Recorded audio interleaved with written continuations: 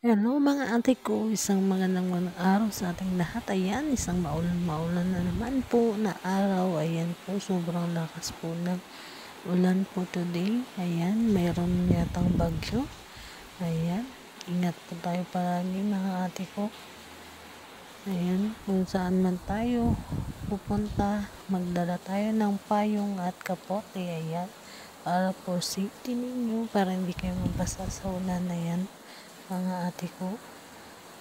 Ayan po, sobrang lakas po ng ulan dito. Ayan. Ayan mga ate ko.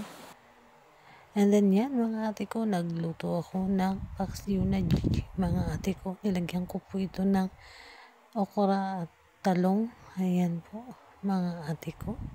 Ayan, kumukulo-kulo na. Ngayon, nilagyan ko na po lahat ng pampalasa yan mga ate ko.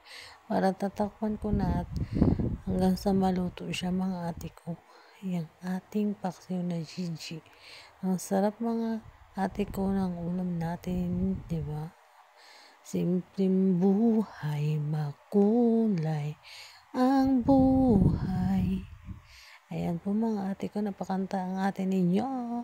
And then yan mga ate ko, the next day naman mga ate ko, ayan, nagluto naman ako ng nilagang baboy mga ate ko dahil sa panahon mga ate ko.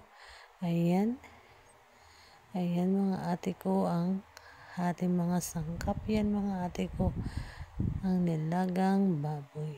Ayan, pinapalambot ko na yung baboy. Ayan, di ba mga ate ko? Ayan po mga ate ko, ang sarap ng gantong ulam sa tag-ulan mga ate ko.